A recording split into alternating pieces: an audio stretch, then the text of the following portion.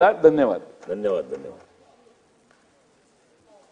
अध्यक्ष महोदय, अर्थसंकल्प 2025-26च्या अर्थसंकल्पातील अनुदानाच्या मागण्या सर्व वक्तांना माझी विनंती आहे की या ठिकाणी आणि मागण्या मांडल्या तर सर्व नवीन सदस्यांना सुद्धा संधी मिळेल. आपण जर आपल्या भाषणामध्ये बाकी मागण्याच करतो, मागण्या जेवढे मागण्या मांडायचे तेवढे अध्यक्ष महोदय मागण्या करतो, मागण्या सर्वांना संधी मिळेल. अध्यक्ष महोदय, मार्च महिना सुरू आहे. अध्यक्ष महोदय, या अजून पहिला राऊंड झालाय, आता दुसरा राऊंड. मुंबई शहरामध्ये या विधानसभेमध्ये अर्थसंकल्पीय अधिवेशन होतंय आणि आज परिस्थिती या मुंबई शहरामध्ये या सभागृहातले सगळेच आमदार आहेत मुंबई शहरातले याला दुजोरा देतील की आज मुंबई महानगरपालिकेचा पाण्याचा प्रश्न हा अत्यंत दयनीय आहे. अध्यक्ष महोदय, काल परवाकडे होळीचा सण झाला, त्यानंतर रंगपंचमी झाली. प्रत्येक भागामध्ये पाण्याचा तुटवडा आहे आणि अनेक लोकांनी रंगपंचमी खेळले नाहीत आणि जे खेळले त्यांचा रंग काढण्यासाठी अंघोळीला पाणी नव्हतं, त्यांना दुसऱ्या दिवसाची वाट बघायला लागली. ही मुंबई शहराची परिस्थिती आहे. अध्यक्ष महोदय, मी टीका करत नाही, पण वस्तुस्थिती सांगतोय. अध्यक्ष महोदय, या मुंबई शहरामध्ये 4000 MLD पाणी आपण अप्पर वैतरणा, मध्य वैतरणा या सगळ्या धरणातून आणतो. उपनगरामध्ये आपण जवळजवळ ईस्टर्न सबअबला बघितलं तर 11,000 MLD पाणी देतो. शहरामध्ये 12,000 MLD पाणी देतो, 1200 MLD, आणि वेस्टर्न सबअबमध्ये 1700 MLD वर जवळजवळ 4000 MLD पाणी आपण वितरण करतो. पण आज परिस्थिती काय अध्यक्ष महोदय? आज पाण्याचा तुटवडा म्हटल्यानंतर माझ्या मतदारसंघामध्ये आप्पापाडा, क्रांतीनगर, दत्तवाडी, आनंदवाडी, तानाईनगर, संतोषनगर, नागरी निवारा, कोकणीपाडा ही नावं घेतोय, पण प्रत्येक मतदारसंघात हा विषय आहे. लोकप्रतिनिधींनी तिकडच्या एई वॉटरवर्क्सला फोन केला तर ते हतबल असतात. प्लॅनिंग डिपार्टमेंटचे एक्झिक्युटिव्ह ते हतबल असतात. मुंबई महानगरपालिकेचे एची ते हतबल असतात. आयुक्तांना फोन केला तर त्या एचीला सांगतात. आणि अध्यक्ष महोदय, पाण्याची परिस्थिती जैसे ते असते. लोकप्रतिनिधींना मात्र आज नगरसेवक नसल्यामुळे, स्थानिक स्वराज्य संस्थांमुळे आमदारांना लोकांच्या शिव्या खाव्या लागतात. ही परिस्थिती आहे अध्यक्ष महोदय, ही वस्तुस्थिती आहे. ही माझ्याबद्दल बोलत नाही, सगळ्याच भागात आहे. आणि अध्यक्ष महोदय, लोकांना सांगणं हे कठीण होतं. आज मुंबई शहरामध्ये आणखी अतिरिक्त आज 38-37 डिग्री टेम्परेचर आहे. उद्या ते 40 पर्यंत जाईल. पाण्याचा पुरवठा जास्त प्रमाणात लागतो. या काळामध्ये 500 MLD पाण्याची गरज आहे.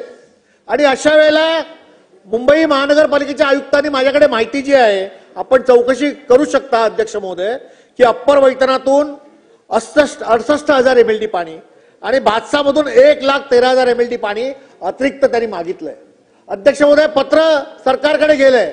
माझी विनंती आहे या आजच्या मागणीच्या निमित्ताने की तात्काळ आजच्या आज हे पाणी मुंबई महानगरपालिकेला सिंचन विभागाने द्यावं, जेणेकरून मुंबई शहरामध्ये वेगवेगळ्या भागामध्ये जो आज पाण्याचा तुटवडा आहे त्या पाण्याच्या तुटवड्यावरती महानगरपालिका मात करू शकेल आणि नागरिकांना या ठिकाणी व्यवस्थित पाणी आपण देऊ शकेल. आणि ही आजची काळाची गरज आहे. आज आपत्काल जो आहे मुंबई शहरामध्ये पाण्याचा, तो दूर करायचा असेल तर सिंचन विभागाने, राज्य सरकारने तात्काळ हा निर्णय घ्यावा, अशी माझी आपल्याला विनंती आहे. अध्यक्ष महोदय, या मुंबई शहरामध्ये मुंबई महानगरपालिकेच्या प्रशासनाच्या बद्दल जर बोलायला गेलं तर अध्यक्ष महोदय, मुंबई महानगरपालिकेतील प्रशासकीय मंजुरी व पात्र असताना अद्यापर्यंत 150 सहाय्यक अभियंता व कार्यकारी अभियंता याच्या पदावर पदोन्नती देण्याकरता कार्यवाही झालेली नाही. अध्यक्ष महोदय, खालचा असलेला एक्झिक्युटिव्ह ऑफिसर त्याला एईचा चार्ज दिलाय, जेई आहे त्याला एईचा चार्ज दिलाय, परंतु 150 लोकांना त्या ठिकाणी सगळ्या मुंबई महानगरपालिकेच्या अटी शर्ती मंजूर होऊन देखील त्या ठिकाणी पोस्टिंग दिलेली नाही. ही परिस्थिती आहे. अध्यक्ष महोदय, आज जर आपण बघितली, आपण माहिती का अध्यक्ष महोदय, आज जर आपण बघितलं तर महानगरपालिकेमध्ये 5-5 वर्ष एकाच जागेवरती एक अधिकारी त्या ठिकाणी काम करतोय. 8-10 वर्ष. अध्यक्ष महोदय, माझा कोणावरती आरोप नाहीये. पेरेकर ज्यांनी आता मला नाव सांगितलं, इलेक्ट्रिक चीफ इंजिनियर इलेक्ट्रिकल, 5 वर्ष त्याला चार्ज दिलाय, पण त्याची बदली होऊ शकत नाही. अध्यक्ष महोदय, मी कुठच्याही अधिकाऱ्याबद्दल या सदनामध्ये उभं राहून त्याच्यावरती कधीही भ्रष्टाचाराचे आरोप केले नाहीत, पण जी परिस्थिती आहे आणि अध्यक्ष महोदय आम्ही सांगितल्यानंतर देखील या बदल्या होत नसतील तर बाकीचे अधिकारी ज्यांचं प्रमोशन झालंय त्यांना त्या जागेवर जाता येणार कसं, काम कसं करता येणार, त्यांची मानसिकता जी आहे ती त्याचा आपण कधी विचार करणार. या दृष्टीने मला एवढंच सांगायचं आहे की सद्यस्थितीत महापालिकेत कार्यकारी अभियंता, सर्वगरातील स्थापत्य अभियंता व विद्युत यांत्रिकी अभियंता असे म्हणून 150हून अधिक जवळपास 40% इतके कार्यकारी अभियंता सर्वगरातील पदे रिक्त आहेत, ती तात्काळ आपण भरा.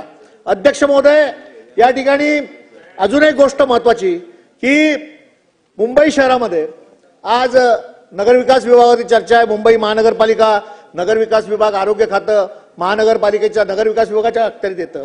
अध्यक्ष महोदय, आपण जर बघितलं तर आज महानगरपालिकेची इस्पितळामध्ये तीच परिस्थिती आहे. कॉन्ट्रॅक्टवरती असलेले डॉक्टर नाही आहेत, आयसीयू बंद आहेत, अनेक ठिकाणी तक्रार येत आहेत, पण प्राथमिक आरोग्य जिथे आपण म्हणतो हेल्थ पोस्ट, त्या हेल्थ पोस्टची परिस्थिती काय अध्यक्ष महोदय? डॉक्टर नाही आहेत, गोळ्या नाही आहेत, औषधं नाही आहेत, ही परिस्थिती आहे. अध्यक्ष महोदय, माझ्या मतदारसंघामध्ये मी एक उदाहरण आपल्याला देतो. सुपर स्पेशालिटी आपण त्या ठिकाणी हेल्थ पोस्ट केलं आप्पापाडामध्ये, त्या ठिकाणी सगळी यंत्रणा आपण बसवली, पण कालांतराने कॉन्ट्रॅक्टवर ठेवलेली माणसं आता कमी होऊ लागलेली आहेत आणि तिकडे डॉक्टर नाही आहेत, औषधं नाही आहेत, नागरिकांचे हाल आहेत. आज मी केवळ एक उदाहरण देतोय, पण मुंबई शहरातील अनेक अशी हेल्थ पोस्ट आहेत. आपण गुप्त हेअर कंपनीला हे काम द्या आणि माहिती घ्या, आपल्याला कळेल की टीका नाही, सत्य परिस्थिती आहे आणि हेल्थ प्राथमिक आरोग्यावरती देखील मुंबई शहराचा परिणाम होतोय. याच्यावरती देखील तात्काळ याबाबतची आपण कारवाई करा.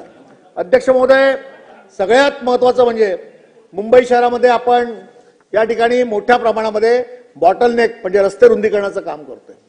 या कामाबद्दल खरोखरच काय काय सहाय्यक आयुक्त डीएमसी यांचं कौतुक करायला पाहिजे की त्यांनी अनेक जे रस्ते आहेत ते मुंबई शहरातले त्याचं बॉटलनेक केलं, एसपी रोड रुंद झाले. माझ्या मतदारसंघातले असे 2-3 रस्ते आहेत जे रस्ते रुंद करण्यासाठी मी सतत प्रयत्न करतोय.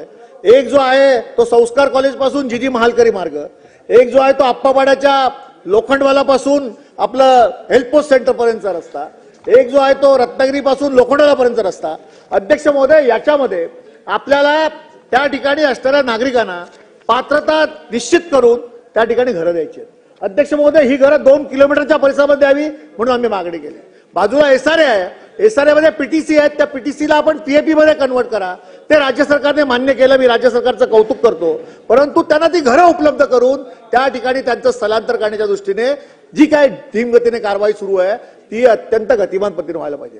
पातळकर साहेब, आज परिस्थिती काय माहितीये ना, मुंबई महानगरपालिकेच्या अधिकाऱ्यांनी जिकडे रोड जातो त्या रोडमध्ये सरसकट सगळ्यांना नोटीस दिल्या जातात. नोटीस दिल्यानंतर सगळ्यांचे कागदपत्र जमा केली जातात आणि त्यातले 50% लोक 95चे पुरावे असले तरी त्यांना अपात्र केलं जातं आणि अपात्र केल्यानंतर पुन्हा हेरिंगला गेल्यानंतर त्या ठिकाणी पात्र होतात. ही जादुई कशामुळे होते? मला वाटतं कुठेतरी त्या ठिकाणी लक्ष्मी प्रसन्न होते आणि मग तो पात्र होतो. ही परिस्थिती सगळीकडेच आहे. मी कुठच्या अधिकाऱ्यावरती या ठिकाणी आरोप करत नाही, पण ही वस्तुस्थिती आहे आणि ही मानसिकता बदलायला पाहिजे. त्यामुळे सर्वसामान्य त्या ठिकाणी असणाऱ्या झोपडीतल्या माणसाला न्याय मिळू शकेल. अध्यक्ष महोदय, मी 2-3 मुद्दे मांडतो आणि बसतो, तुम्ही बेल नका मारू. अध्यक्ष महोदय, या ठिकाणी अजून एक महत्वाची गोष्ट अशी आहे की आज मुंबई शहरामध्ये नगर विकास विभागावरती आपण चर्चा करतोय. MMRDAचा मेट्रो, मोनो यासारख्या वेगवेगळ्या व्यवस्था या मुंबई शहरामध्ये करतोय, पण भ्रष्टाचाराबद्दल काय आहे? मुंबईतील मेट्रो प्रकल्पासाठी MMRDAच्या अधिकाऱ्यांनी फ्रान्सच्या सिट्रा कंपनीकडे लाच मागितली. अध्यक्ष महोदय, मुंबईतील मेट्रो प्रकल्पातील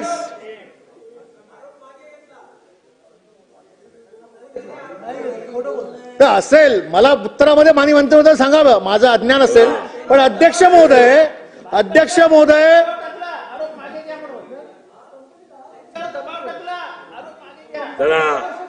चला आपला चर्चा नको. हा, मी पूर्ण करतो, वेळ जाते. नाही, मी पूर्ण करतो. मुंबई मेट्रो प्रकल्पातील सल्लागार म्हणून नियुक्त असलेल्या फ्रान्समधील सिट्रा कंपनीने महानगर प्रदेश विकास प्राधिकरणाचे अधिकारी आर्थिक लाभ मागत असल्याचा गंभीर आरोप करून फ्रान्सच्या दूतावासाने दिल्लीतील महाराष्ट्राच्या निवासी आयुक्तांना पत्र पाठवून चौकशीची मागणी केल्याची धक्कादायक बाब 26/2/2025 रोजी निदर्शनास आली. थेट दूतावासाच्या हस्तक्षेपामुळे या प्रकरणाला गंभीर वळण लागले असून या संदर्भात मुख्यमंत्री तथा नगरविकास मंत्र्यांनी या प्रकरणात भ्रष्टाचाराच्या आरोपाची सखोल चौकशी 15 दिवसात करावी असं म्हटलंय, परंतु अद्यापपर्यंत याबाबत कुठचीही माहिती आलेली नाही. माननीय मंत्री महोदयांनी या भ्रष्टाचाराच्या बाबतची माहिती या ठिकाणी देणं आवश्यक आहे. अध्यक्ष महोदय, शेवटचा मुद्दा अध्यक्ष महोदय, माझ्या मतदारसंघामध्ये अध्यक्ष महोदय मोठ्या प्रमाणामध्ये आपण रस्त्याचं रुंदीकरण करतोय, मोठ्या प्रमाणामध्ये या ठिकाणी आपण नाल्यांचं रुंदीकरण करतोय. जवळजवळ 1000 ते जवळ 2000 इतपत घरं या ठिकाणी आवश्यक आहेत. आणि अध्यक्ष महोदय, या संपूर्ण परिस्थितीमध्ये आज शिवशाही पुनर्वसन प्रकल्पाअंतर्गत ज्या पद्धतीने या ठिकाणी घरं बांधली गेली ती 269 चौरस फुटाची घरं आज त्या ठिकाणी तयार उपलब्ध आहेत. पातकाळकर साहेब ऐका, आप्पापाडा तुमच्या आणि माझ्या मतदारसंघाला लागून 269 चौरस फुटाची घरं शिवशाही प्रकल्पामध्ये उपलब्ध आहेत आणि त्याची आज जाहिरात काढली आहे बिल्डरांसाठी की ज्यांना कोणाला भाड्याने घरं पाहिजे तर द्या. आपल्या मतदारसंघामध्ये एवढे प्रकल्प आज अपूर्ण आहेत ज्यांना पीएपी देण्यासाठी आपण सातत्याने मागणी करतोय. तर माझं असं स्पष्ट मत आहे की ही जी निविदा या ठिकाणी मागवलेली आहे ती निविदा तात्काळ आपण रद्द करा आणि त्या रस्त्याच्या कामासाठी, नाल्याच्या कामासाठी 2 किलोमीटरच्या आतमध्ये ज्यांना घरं द्यायची आहेत त्या घरांसाठी मुंबई महानगरपालिकेने पैसे घ्यावे शिवशाही प्रकल्पाने आणि ती घरं मुंबई महानगरपालिकेला प्रकल्पग्रस्तांसाठी पीएपी म्हणून द्या अशी माझी मागणी आहे. अध्यक्ष महोदय, माझे मुद्दे फार कमी आहेत, आपण शांततेने ऐकून घेतलं त्याबद्दल धन्यवाद. परंतु पाण्याच्या विषयावर जे मी गंभीरतेने बोललो त्याबाबत आपण वरून आदेश द्या. जरी आज आपण पुरवणी मागण्यावरती चर्चा करत असलो, आपल्या मतदारसंघात पण हीच परिस्थिती आहे. या मतदारसंघात बसलेल्या सगळ्या मुंबईतल्या आमदारांच्या भागाभागामध्ये काही ठिकाणी हीच परिस्थिती आहे. त्यामुळे या गंभीर विषयावरती शासनाने दखल घेऊन तात्काळ आजच्या आज कारवाई करावी आणि सिंचन विभागाचं 500 MLD पाणी तात्काळ मुंबई महानगरपालिकेला द्यावं आणि मुंबईकरांना या जाचापासून मुक्त करावं अशी मी आपल्याला विनंती करतो. धन्यवाद सुनीलजी. अध्यक्ष महोदय, 2025-26 विधी व न्याय विभाग आणि